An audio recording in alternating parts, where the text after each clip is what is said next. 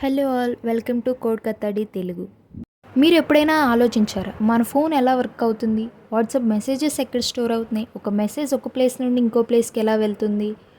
ఇవన్నీ random questions కాదు, ఇవన్నీ కంప్యూటర్ సైన్స్లో బేసిక్ కాన్సెప్ట్స్. చాలామంది కోడింగ్ నేర్చుకుంటారు కానీ ఈ బేసిక్ కాన్సెప్ట్స్ని ఇగ్నోర్ చేస్తారు. ఇంటర్వ్యూ టైంలో మ్యాక్సిమం కోడింగ్ క్వశ్చన్స్ నుండి కాదు, ఈ కోర్ సబ్జెక్ట్స్ నుండి వస్తాయి. అప్పుడు మనకు క్లారిటీ ఉండదు, ఎందుకంటే ఫౌండేషన్ స్ట్రాంగ్గా ఉండదు కాబట్టి. అందుకే ఈ ఛానల్లో మనం ఒక కంప్లీట్ సిరీస్ స్టార్ట్ చేస్తున్నాం, సిఎస్ కోర్ సబ్జెక్ట్ సిరీస్. ఇందులో మనం నేర్చుకున్న టాపిక్స్ వచ్చేసరికి DBMS, operating system, computer networks, oops. ఇవన్నీ ఇంటర్వ్యూ పాయింట్ ఆఫ్ వ్యూలో నేర్చుకుంటున్నాం. లైక్ ప్రొడక్ట్ బేస్డ్ కంపెనీస్ అయినా, లేకపోతే ఎంఎన్సీ కంపెనీస్ అయినా, ఏ కంపెనీస్కైనా సిఎస్ కోర్ సబ్జెక్ట్ స్ట్రాంగ్ అయ్యేటట్టు. అది కూడా వెరీ సింపుల్గా, మీరు బిగినర్ అయినా కూడా అండర్స్టాండ్ చేసుకునే విధంగా నేర్చుకుంటున్నాం. సో ఫస్ట్ వీడియోలో మనం బేసిక్గా అర్థం చేసుకుందాం, కంప్యూటర్ సైన్స్ అంటే ఏంటి, కంప్యూటర్స్ ఎలా వర్క్ అవుతాయి, కోర్ సబ్జెక్ట్స్ అంటే ఏంటి, ఎందుకు అవి ఇంపార్టెంట్. సో ఫస్ట్ మనం ఒక బేసిక్ క్వశ్చన్కి ఆన్సర్ తెలుసుకుందాం. కంప్యూటర్ సైన్స్ అంటే ఏంటి? Computer science is nothing but study of computers అనమాట. ఎలా అంటే మన mobile, laptops, apps like WhatsApp కానీ ఇన్స్టాగ్రామ్ కానీ ఎలా వర్క్ అవుతున్నాయో అర్థం చేసుకోవడమే కంప్యూటర్ సైన్స్ అంటే మీకు ఫర్ ఎగ్జాంపుల్, మీరు వాట్సాప్ చాట్ ఓపెన్ చేశారు, మీకు చాట్ కనిపిస్తుంది, మీరు మెసేజ్ పంపించారు, వేరే పర్సన్కి ఆ మెసేజ్ రీచ్ అవుతుంది. ఇలా జరిగే ప్రతి స్టెప్ వెనకాల కంప్యూటర్ సైన్స్ కాన్సెప్ట్స్ అనేవి ఉంటాయి అన్నమాట. అసలు అవి ఎలా వర్క్ అవుతాయి, సిఎస్కి వాటికి కనెక్షన్ ఏంటి, అవి మనం ఎందుకు యూజ్ చేయాలి అనేది మనం బ్రీఫ్గా ఇప్పుడు నేర్చుకుందాం. నౌ మనం ఇంకో సింపుల్ ఎగ్జాంపుల్ చూద్దాం. ఒక హౌస్ బిల్డ్ చేస్తున్నామని అనుకోండి. హౌస్కి ఏం కావాలి? ఫౌండేషన్ ఉండాలి, వాల్స్ ఉండాలి, ఎలక్ట్రిసిటీ ఉండాలి, వాటర్ సప్లై అని ఉండాలి. కానీ ఫౌండేషన్ స్ట్రాంగ్గా లేకుంటే హౌస్ స్టేబుల్గా ఉండదు కదా. అలాగే కంప్యూటర్ సైన్స్లో కూడా కోడింగ్ అనేది హౌస్ వాల్స్ లాగా, కోర్ సబ్జెక్ట్స్ అనేవి ఫౌండేషన్ లాగా. చాలామంది డైరెక్ట్గా కోడింగ్ స్టార్ట్ చేస్తారు, బట్ ఫౌండేషన్ నేర్చుకోరు. అప్పుడు ఏమవుతుంది? ప్రాబ్లమ్ సాల్వింగ్ కష్టం అవుతుంది, ఇంటర్వ్యూస్లో ఆన్సర్ చేయడం కష్టమైపోద్ది. So remember this, without core subjects coding is incomplete అనమాట.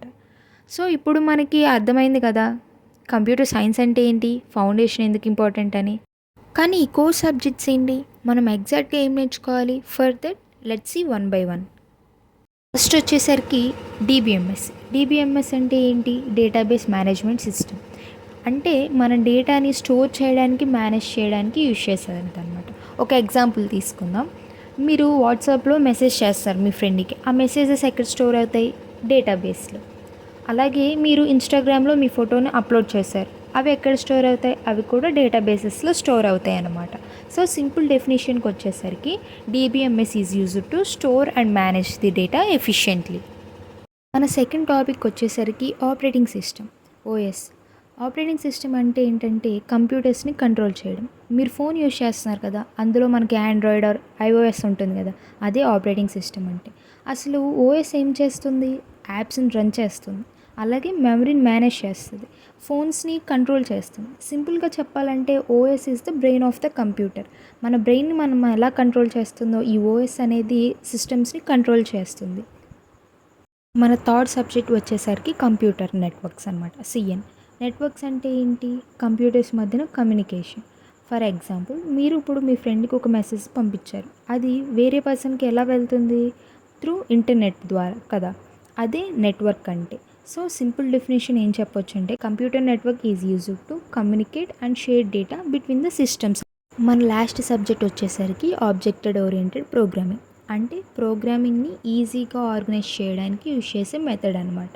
ఫర్ ఎగ్జాంపుల్, మనం ఒక కార్ తీసుకుందాం. కార్కి ఏమేమి ఉంటాయి?